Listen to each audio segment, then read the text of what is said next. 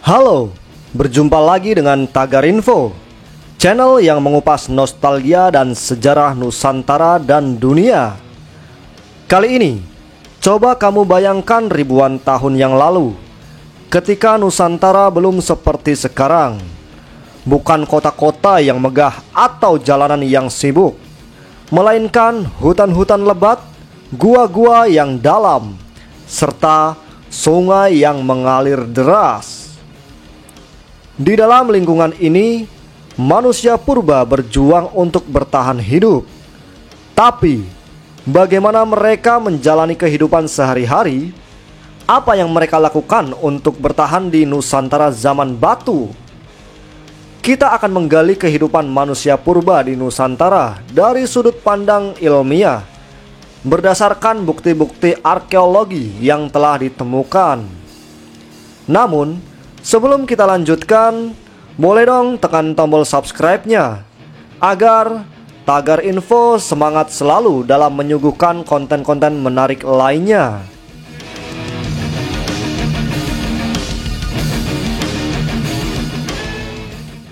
Baik, terima kasih. Mari kita lanjutkan.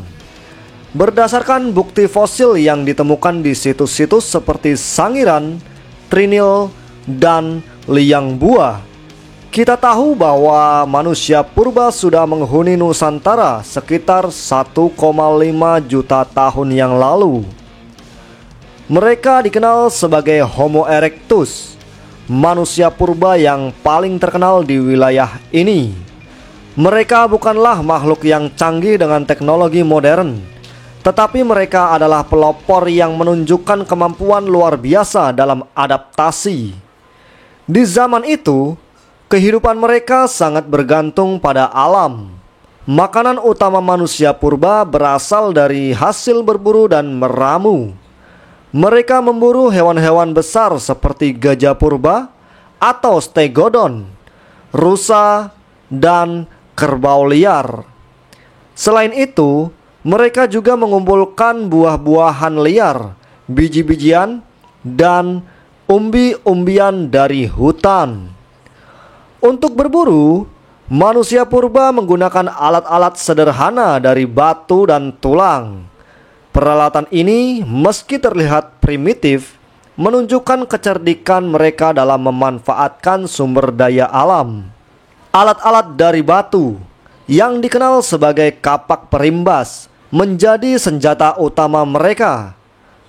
Alat ini digunakan untuk berburu dan memotong daging hewan buruan, yang juga memecah tulang untuk diambil sumsum yang kaya akan gizi. Teknologi batu yang sederhana ini ditemukan di banyak situs purbakala Nusantara, menjadi bukti nyata bahwa mereka adalah inovator dalam keterbatasan. Ketika tidak sedang berburu, di manakah mereka tinggal? Gua-gua adalah rumah bagi mereka. Sebagian besar manusia purba di Nusantara tinggal di gua. Gua Liang Bua di Flores contohnya, menjadi rumah bagi manusia purba jenis lain yang lebih misterius, yaitu Homo floresiensis, yang ditemukan pada tahun 2003. Mereka berukuran jauh lebih kecil daripada manusia modern, dengan tinggi sekitar 1 meter, dan hidup di gua-gua ini sekitar 50.000 hingga 190.000 tahun yang lalu. Lantas, mengapa mereka memilih gua? Hal tersebut karena gua menawarkan perlindungan dari cuaca yang ekstrim, hewan buas, dan juga musuh-musuh mereka. Selain itu, gua juga menjadi tempat untuk berkumpul, berbagi cerita, dan mengasah keterampilan. Di dalam gua, manusia purba menyalakan api, bukan hanya untuk memasak daging, tetapi juga untuk penerangan dan perlindungan. Api adalah revolusi besar dalam kehidupan manusia purba, simbol peradaban pertama yang memungkinkan mereka bertahan dalam kegelapan malam. Kehidupan manusia purba bukanlah kehidupan yang tenang. Mereka selalu menghadapi ancaman dari alam dan sesamanya. Hewan-hewan besar seperti harimau purba dan buaya menjadi musuh alami. Selain itu, perubahan iklim yang juga menjadi tantangan besar. Nusantara pada saat itu mengalami berbagai perubahan iklim, dari zaman es hingga peningkatan curah hujan yang menyebabkan naiknya permukaan air laut. Setiap perubahan ini mempengaruhi habitat mereka, memaksa manusia purba untuk terus beradaptasi atau punah. Itu adalah pilihan mereka di zaman purba. Namun, tantangan terbesar mereka mungkin bukan hanya hewan buas atau perubahan iklim, tetapi juga keberadaan spesies manusia lainnya. Penelitian menunjukkan bahwa di Nusantara, berbagai spesies manusia purba hidup berdampingan, seperti halnya Homo erectus, Homo floresiensis, Homo sapiens. Konflik dan persaingan untuk sumber daya mungkin terjadi, meskipun bukti-bukti arkeologi belum bisa memastikan hal ini secara definitif. Namun, satu hal yang pasti, hanya spesies yang mampu beradaptasi yang berhasil bertahan hingga kini. Meskipun mereka hidup di zaman yang keras dan primitif, manusia purba juga memiliki kehidupan sosial yang kompleks.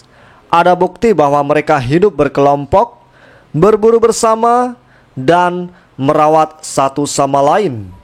Beberapa fosil menunjukkan tanda-tanda cedera atau penyakit yang sembuh, yang berarti manusia purba saling merawat. Mereka bukan hanya pemburu dan pengumpul, tetapi juga makhluk sosial yang saling bergantung satu sama lain untuk bertahan hidup. Selain itu, penemuan benda-benda yang tampak seperti alat musik sederhana dari tulang menunjukkan bahwa mereka mungkin sudah memiliki bentuk awal kebudayaan dan ekspresi seni. Hal ini bisa menjadi tanda bahwa meskipun kehidupan mereka keras, manusia purba tetap memiliki waktu untuk berkreasi dan merayakan kehidupan mereka. Ketika kita membandingkan kehidupan manusia purba dengan kehidupan modern kita, pertanyaannya yang muncul adalah, apakah manusia modern mampu bertahan dalam kondisi seperti itu?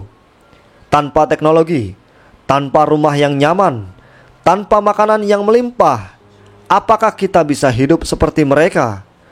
Faktanya bahwa manusia purba mampu bertahan dalam kondisi yang begitu keras menunjukkan ketangguhan dan kecerdasan yang luar biasa. Mereka tidak hanya berjuang untuk hidup, tetapi mereka juga membangun fondasi bagi peradaban manusia di Nusantara ini.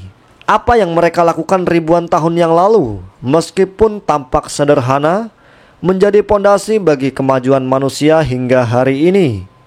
Dan inilah yang menarik, meskipun kita sering menganggap diri kita sebagai makhluk yang paling maju di bumi ini, pada kenyataannya kita berhutang besar kepada manusia purba yang membentuk awal peradaban kita di Nusantara. Mereka adalah pionir sejati yang dengan segala keterbatasan menaklukkan alam dan menciptakan kehidupan.